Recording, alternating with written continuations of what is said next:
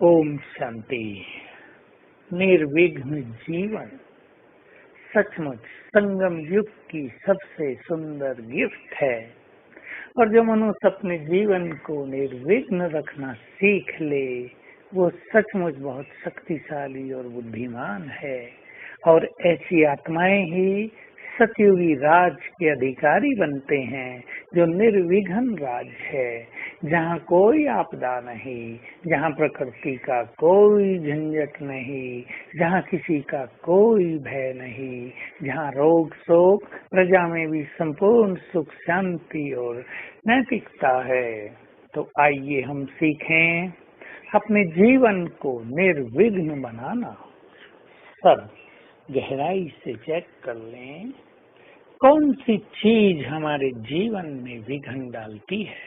हमारे अपने संस्कार, हमारा अपना व्यवहार, हमारा अपना सोचने का तरीका, या दूसरों की ओर से कुछ आने वाली बातें।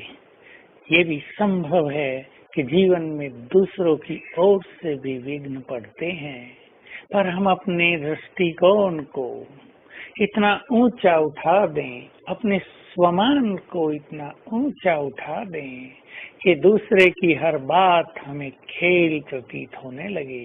जैसे छोटे बच्चों की हर बात हमें छोटी लगती है, क्योंकि वो अबोध हैं।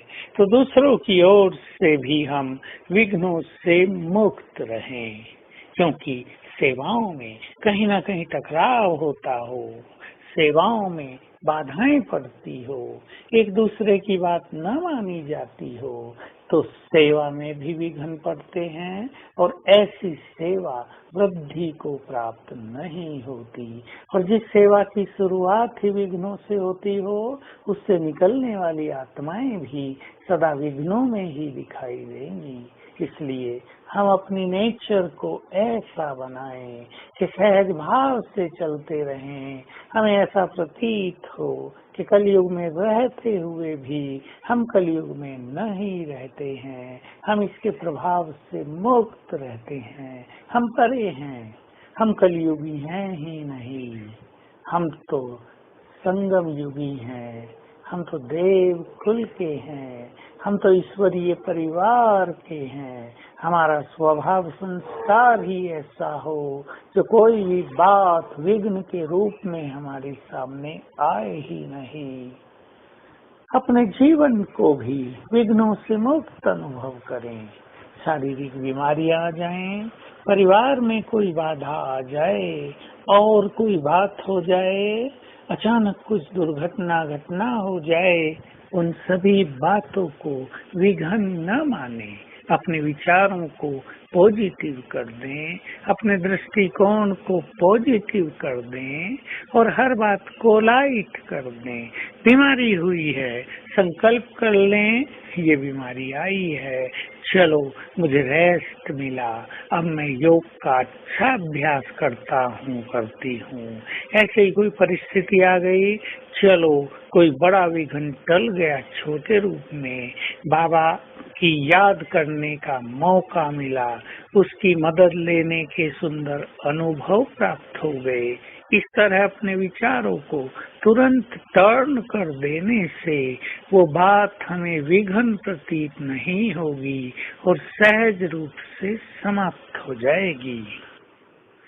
पर मूलतः हमें अपने स्वभाव संस्कारों के विघ्नों से मुक्त रहना है। कहीं भी इम्प्योरिटी का विघ्न न पड़ता हो, कहीं क्रोध का विघ्न न पड़ता हो, कहीं ज्यादा सोचने की नेचर का विघ्न न पड़ता हो। तो आइए हम एक दृष्टि डालें अपने पर।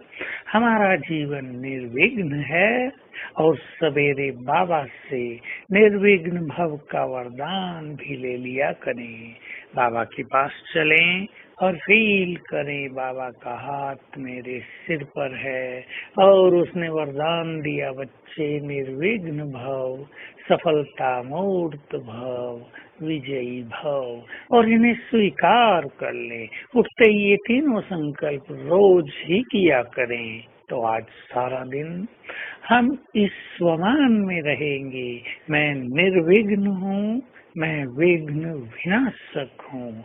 ये बाबा से मुझे वरदान मिल गया है और साथ में सर्व शक्तिवान की किरणों को ग्रहण करते रहेंगे ताकि विघ्नों को जीतने की शक्ति हम में बढ़ती चले। ओम शांति।